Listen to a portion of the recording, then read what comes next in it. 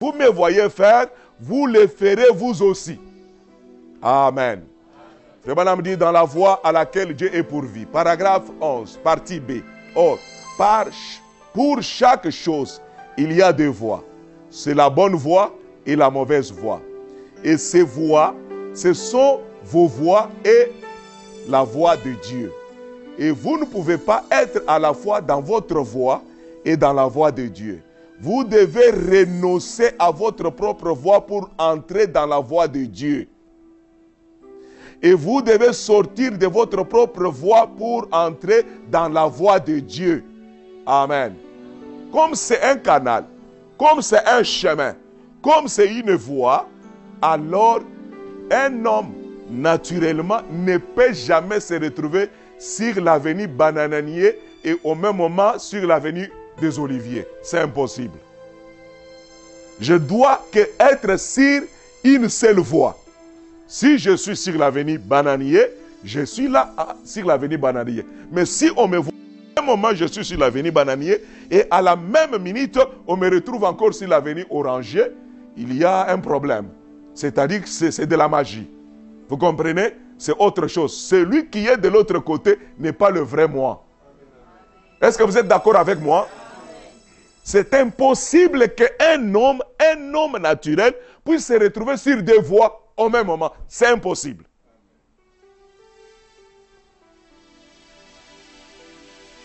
On ne peut jamais être noir et blanc au même moment. Soit on est blanc, soit on est noir. N'est-ce pas la vérité? Est-ce que vous l'acceptez? Acclamons le Seigneur pour cela.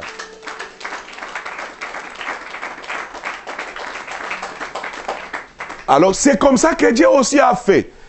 Comme nous avons des possibilités, nous avons notre propre voie, nous avons nos propres pensées, il y a aussi devant nous la pensée de Dieu, il y a aussi la voie de Dieu. C'est un canal, c'est un chemin. Pour que je sois en mesure d'entendre Dieu me parler, pour que je sois en mesure de recevoir la voix de Dieu, je ne dois pas me retrouver dans mon canal. Vous y êtes? Je ne dois pas me trouver sur mon chemin, mais je dois quitter mon chemin et me retrouver sur le chemin de Dieu.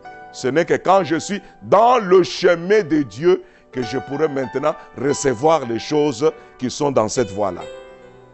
Voilà pourquoi le prophète nous dit, vous devez renoncer à votre propre voie pour entrer dans la voie de Dieu. Vous devez sortir de votre propre voie pour entrer dans la voie de Dieu. Car aussi longtemps que vous êtes dans votre propre voie, vous êtes en dehors de sa voie.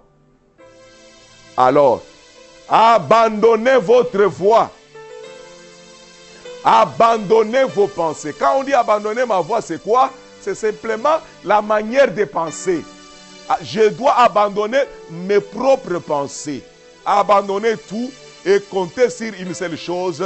Et quelle est la chose sur laquelle vous devez compter? C'est sur l'ainsi dit le Seigneur. C'est tout. Alors, vous êtes sûr d'être dans les bons. Amen. Amen. Le voyez-vous très clairement ce soir? Amen.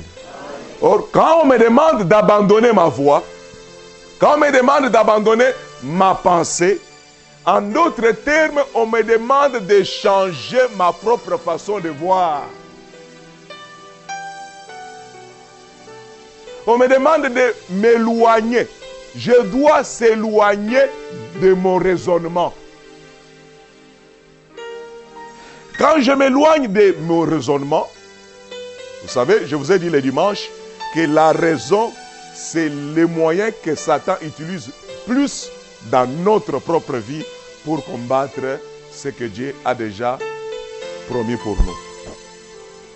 Les raisonnements. Dans la raison, nous avons les raisonnements. Amen. Dans la raison, nous avons la logique. Dieu ne travaille pas avec notre logique. La logique de Dieu est différente de notre propre logique. Amen, amen. Ainsi, on me demande de s'éloigner du raisonnement et changer mes propres pensées en quittant ma façon pour prendre la façon de penser de Dieu. Voilà pourquoi Philippiens nous a tous recommandé, pour le faire, qu'est-ce qu'il nous a dit? Ayez en vous la même pensée qui était en Christ. Et quand vous commencez à avoir ces pensées en lui, plutôt à lui, quand vous commencez à avoir ces pensées à lui, vous commencerez à vivre sa vie. Donc même pour vivre la vie de la parole, tout commence par la pensée qui est en nous. Amen. Ça ne dépend pas de tes efforts. Ça dépend simplement de la manière que toi tu vas prendre la pensée de Dieu en toi. La pensée de Dieu en toi elle-même aura l'efficacité. Pourquoi? La pensée de Dieu, nous venons de voir que c'est une sémence. C'est la parole de Dieu sous forme d'une sémence. Lorsque vous recevez cela dans votre cœur, cela va s'exploser. La plante qui est dans cette sémence se fera voir. Tout un arbre qui est grand, mais enfoui dans ses grains, se manifestera. Mais pour que cela soit faisable, cela doit se retrouver dans une bonne terre. Amen. Voyez-vous ce que je veux dire? Eh bien, en effet, ce n'est pas vous, mais c'est Christ. Gloire soit rendue à Dieu. Maintenant, je pense que vous avez compris ce soir, encore une bonne fois pour toutes, que nous devons abandonner notre manière de penser et nous devons prendre la pensée de Christ. Qu'est-ce qui était en Christ? C'est la parole. Amen. Ce qui était en Christ, c'est sa parole. Qui était en lui, c'est le Père lui-même. Le ciel était avec lui. Jésus-Christ, quand il fut baptisé, la Bible dit le ciel s'ouvrit. Amen. Le ciel s'est ouvert sur Jésus-Christ. Et les paroles sont déclarées à partir du ciel. Celui-ci est mon fils bien-aimé en qui j'ai mis toute mon affection. Écoutez-les. Vous devez l'écouter. Pourquoi? Parce que le ciel est ouvert sur lui. Amen, amen. Les paroles qui sortent de lui, ce ne sont pas ses propres paroles. C'est pourquoi Jésus a dit, ce que je vous dis ici, ça ne vient pas de moi. C'est au nom du Père que je viens devant vous. L'autre vient dans son propre nom, vous le recevez. Mais moi, je viens au nom du Père, vous êtes incapable de me recevoir. Amen, amen. Jésus ne parlait pas de lui-même. Il parlait à partir du Père. Et il dit qu'il ne peut rien faire sans que le Père lui ait montré premièrement la chose. Amen, amen. Alors, quiconque reçoit la pensée de Dieu en lui, il fera les œuvres de Dieu. Il vivra la même vie que Jésus a vécu sur la terre. Oh, acclamons le Seigneur pour cela. Mes chers amis, c'est très, très capital et c'est très important. C'est pourquoi, dans Luc, chapitre 8, verset 11, Jésus-Christ déclare ceci. Voici ce que signifie cette parabole. La sémence, c'est la parole de Dieu. Amen. Qu'est-ce que la sémence? C'est la parole de Dieu.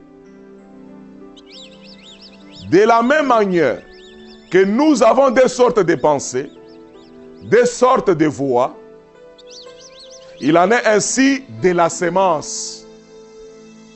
Premièrement, nous avons la sémence corruptible.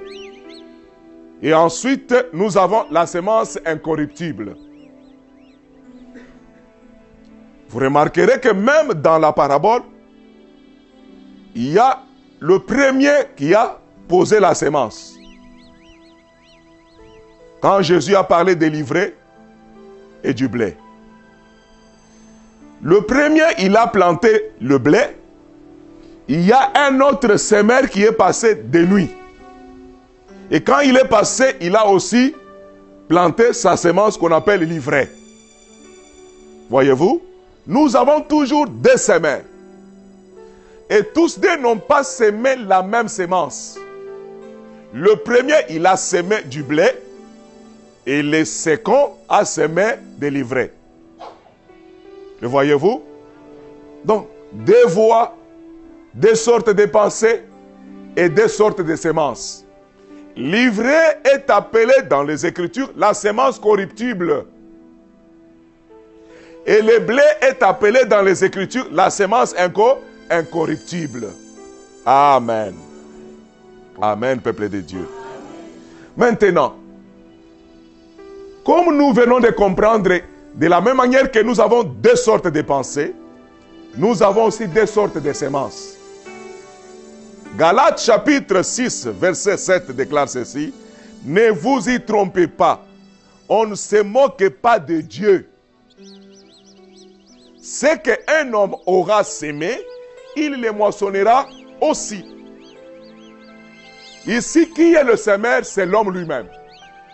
Toi-même, tu deviens semeur selon Galates. Je suis semeur selon Galates. Mais attention, la loi de Dieu ne subira pas de modification parce que c'est toi. Donc, la voix de Dieu ne subira jamais le changement parce que nous sommes dans le message de William Branham. Non, non. Les lois de Dieu sont immuables depuis la Genèse. Vous êtes ensemble avec moi? Le même principe est principe jusque ce soir. William Branham est venu, il a trouvé les mêmes principes, il a marché selon ses principes. Toi aussi tu viens, tu trouves les mêmes principes, tu marches selon ces principes, tu auras les faveurs du ciel envers toi. Amen, peuple de Dieu. On dit, on ne se moque pas de Dieu. Ce qu'un homme aura sémé, il le moissonnera aussi. Si un homme sème, et un homme qui sème s'appelle un semeur. Alors, vous êtes considérés ce soir selon les Écritures des semeurs. Et un semeur doit avoir des semences. Nous venons de découvrir que nous avons deux sortes de semences. Nous avons la semence corruptible et nous avons la semence incorruptible. Faites attention au genre de semences que vous allez planter dans votre champ. Si vous semez la semence corruptible, qu'est-ce que vous allez récolter? Vous allez récolter aussi la corruption. Si vous semez la semence incorruptible, qu'est-ce que vous allez récolter? Vous récolterez l'incorruptibilité.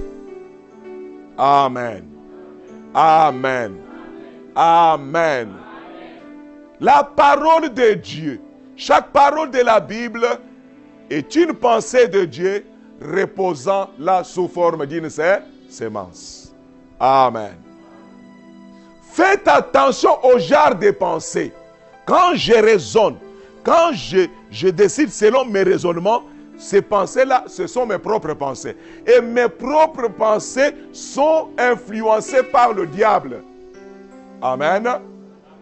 Amen.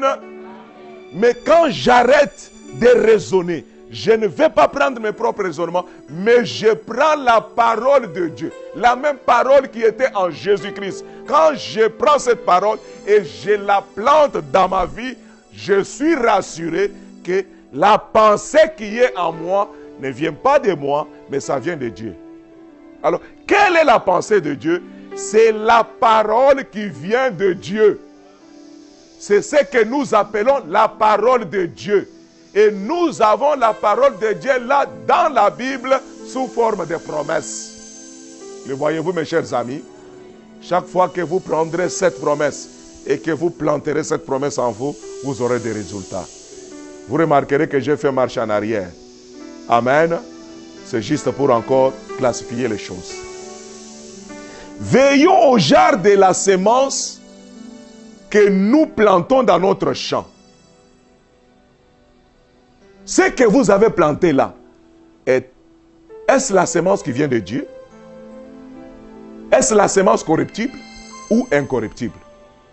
C'est la question que vous devez vous poser. Mais laisse-moi vous dire, dans beaucoup de circonstances, nous échouons parce que les pensées qui se trouvent en nous ne sont pas les pensées de Dieu. Amen.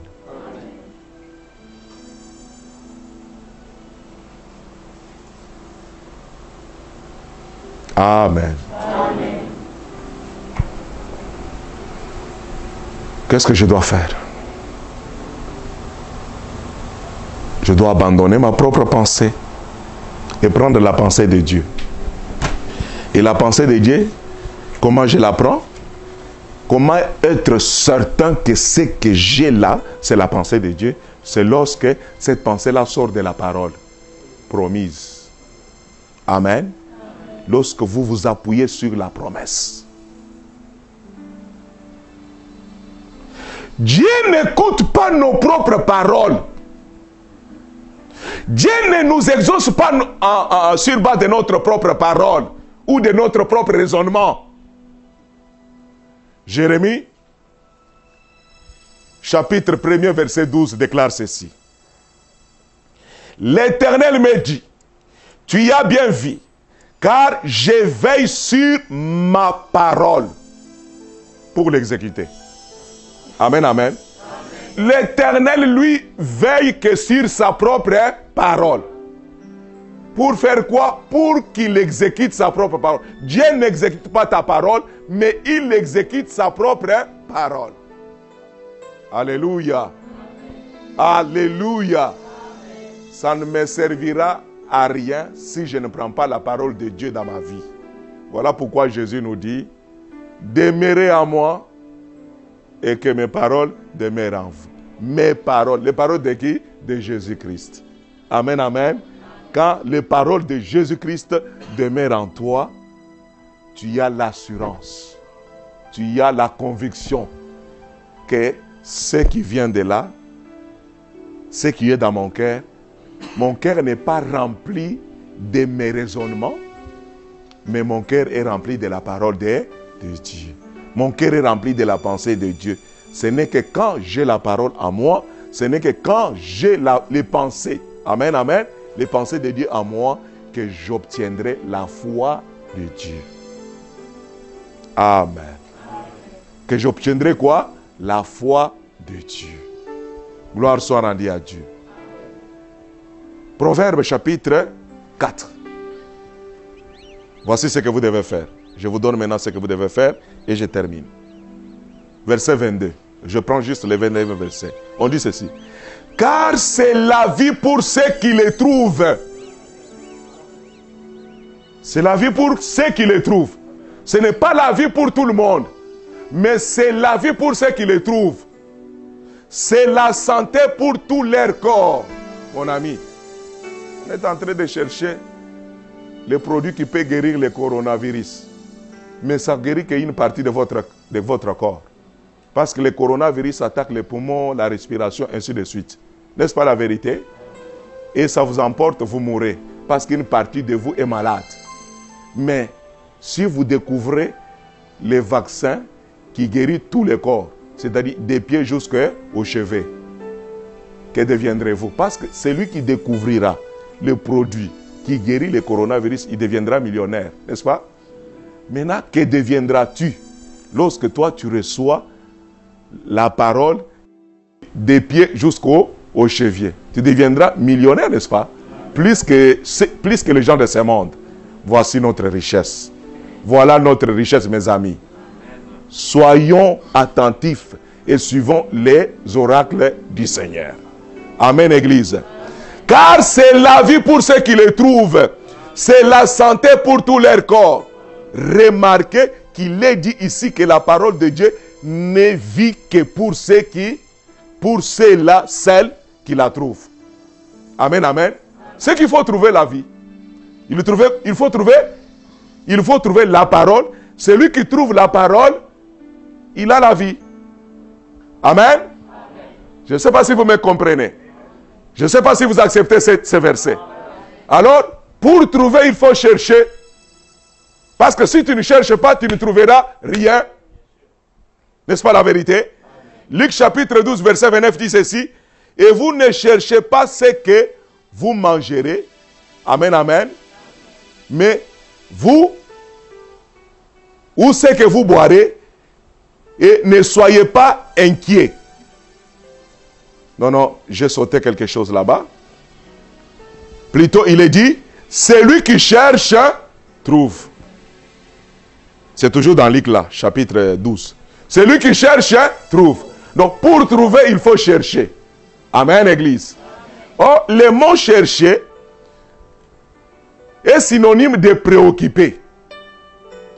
Préoccuper signifie occuper fermement l'esprit. Amen. Occuper fermement l'esprit. L'absorber tout entier. Ou bien inquiéter.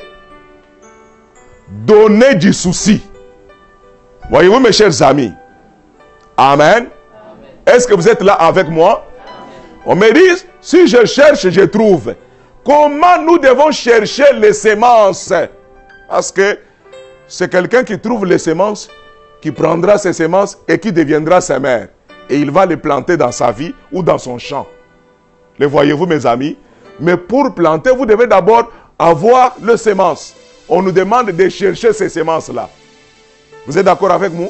Celui qui a la semence, il a déjà la vie. Celui qui trouve la semence, il possède déjà la vie. N'est-ce pas la vérité? Il est convaincu parce que si vous me demandez un chêne et je vous donne un glande, vous avez déjà potentiellement le chêne. Le chêne est avec toi mais sous forme de glande. Celui qui a la semence, il a la plante. Celui qui a la semence, il a déjà la chose, bien qu'il ne voit pas ça, mais il a déjà la chose. C'est là même qu'on peut arriver à démontrer la foi, notre foi. Celui qui possède déjà la parole, il a déjà la chose. Qui peut dire amen à la parole? Alors on me dit de chercher. Et celui qui cherche, trouve. On me dit dans Proverbe que c'est lui qui, car c'est la vie pour celui qui le trouve. La vie est pour celui qui cherche. Qui cherche quoi? Qui cherche les semences. Qui doit fouiner, trouver les semences appropriées. Et voyez-vous mes chers amis, lorsque vos pensées sont plus occupées par ces symptômes et que par rapport à la parole de Dieu, qu'est-ce qui arrive dans votre vie? Parce que chercher, c'est être préoccupé. Qu'est-ce qui occupe mon esprit?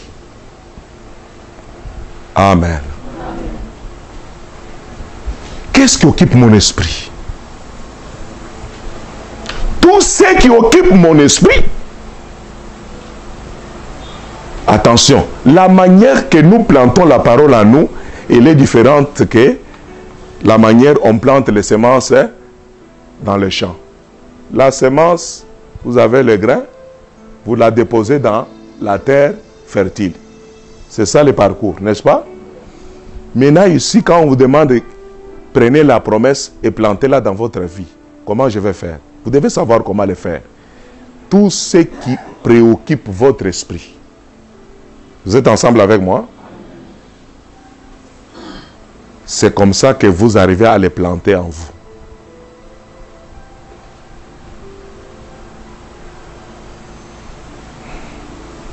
Cherchez. Et on me dit, dans verset 29, là où je venais de dire, il dit ceci: vous ne cherchez pas ce que vous mangerez. On m'épargne déjà par le Seigneur Jésus. Parce qu'il connaît que les hommes là qui étaient devant lui, ce qui leur préoccupe, c'est plus le manger. La nourriture, à boire. Mais Jésus met un avertissement. Il nous dit, ne cherchez pas ce que vous mangerez et ce que vous boirez. Ne soyez pas inquiets. Amen. Mais c'est là où il y a le problème. Nous nous inquiétons beaucoup à cause de la vie. Parole vivante, il dit ceci: bannissez donc de votre vie les soucis. Bannissez donc de votre vie les soucis au sujet du manger. On n'a pas interdit les soucis. L'unique genre de soucis que vous devez avoir en vous, c'est le souci de la promesse. C'est le souci de la parole. Donc, vous lisez la parole, vous en faites votre problème. Ça devient votre fardeau. Vous êtes préoccupé par cette parole. Ça devient l'objet de tes pensées. Ce n'est que par cette façon-là d'agir, par cette façon-là de faire, que vous êtes en train de pousser la porte. Afin que la porte s'ouvre. Et la porte, c'est votre pensée qui doit s'ouvrir et la parole va descendre dans le champ. Acclamons le Seigneur Jésus-Christ.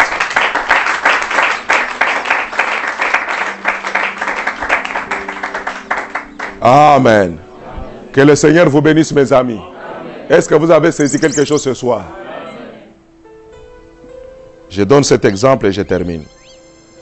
Lorsque vos pensées sont plus occupées par ces symptômes que par la parole de Dieu, vous avez planté dans votre terrain une mauvaise semence. Là, vous dépendez de qui et de quoi? Vous dépendez de votre sens. Vous me regardez, vous êtes toujours malade. Vous regardez, les enfants sont toujours malades. Vous regardez, votre frère ne change pas. Vous avez prié pour lui. Vous regardez, votre mari ne change toujours pas. Mais vous avez prié pour lui. L'ennemi ici, ce sont tes sens. Vous êtes ensemble avec moi? Abandonnez cela. Parce que ça ne t'aidera jamais. Ça va t'amener que le malheur. C'est ce que je viens de dire. Et je vous ai expliqué. Voyez-vous, mes amis, que Dieu nous aide à bien comprendre ces choses. Très simple, très difficile. Je regarde là, je suis paralysé. Lorsque je regarde avec mes sens, le bras ne bouge pas. Il est toujours comme ça. Vous pensez que c'est facile d'avoir la foi? Parce que l'ennemi va vous retenir là. Il va faire tout pour que vous dépendiez toujours de vos sens. J'ai dit ceci. Au fur et à mesure que vous êtes collé là, au fur et à mesure que vous vous accrochez aux symptômes, je sens ici, ça ne va pas. Le bas-ventre, ça ne marche pas. Tellement tu es préoccupé par les symptômes, tout ce que tu ne fais, tu veux simplement retarder ta guérison. Parce que les messages que tu envoies, ce qui rentre dans ton champ, ce n'est pas la parole, mais c'est tes propres raisonnements. Et comme c'est tes propres raisonnements, selon la loi de Dieu, ça va se reproduire. C'est-à-dire, vous allez rester plus longtemps dans cet état, mais vous allez dire que vous priez. Vous avez bien prié. La prière prend 5 minutes, la prière prend 10 minutes, la prière peut prendre 30 minutes. Mais le 24 heures, qu'est-ce que tu déclares? Où se trouvent tes pensées? Ton esprit est occupé par quoi? Quels sont les soucis qui préoccupent ton esprit? Parce que la seule manière que j'amène les choses dans mon cœur, c'est par la préoccupation. C'est à quoi mon esprit est occupé. C'est ce qui vaincra. C'est la plus forte prière. Qui peut dire amen à la parole? Un temps, je peux me présenter dans l'assemblée, je lève mes mains, je commence à dire, toi le Dieu d'Abraham, toi le Dieu d'Israël, toi le Dieu de ceci et de cela. Mais, longtemps, qu'est-ce qui préoccupe mon esprit? Ce soir, je te demande d'abandonner. Abandonner ta façon de penser. Prenez la parole de Dieu, que cela soit premièrement la première préoccupation. C'est pourquoi on dit cherchez premièrement. Premièrement quoi? Le royaume de Dieu. Oh, le royaume de Dieu, c'est quoi? Ça consiste pas en parole, mais ça consiste dans la puissance de Dieu. Vous êtes ensemble avec moi? Maintenant, Frère nous dit que le royaume de Dieu, c'est la parole transformée en puissance. Quand vous recevez la parole, plus de paroles en toi, c'est fini. Vous avez la pensée de Dieu. Vous avez la pensée de Dieu. Que Dieu vous bénisse. Lorsque vos pensées sont plus occupées par ces symptômes que la parole de Dieu, vous avez planté dans votre terrain une mauvaise semence qui ne produira pas la récolte désirée. C'est que toi tu vas récolter. Ça sera toujours l'échec. Mais j'ai prié. J'ai tout fait. Comment je n'ai pas la réponse? Mais tu as prié. Mais la prière la plus puissante, qu'est-ce que toi tu as fait? Quel genre de semence as-tu amené dans ton champ? Parce que la manière de s'aimer, c'est par la préoccupation. Que Dieu vous bénisse. Qu'est-ce que tu peux faire ce soir? J'abandonne tout, Seigneur.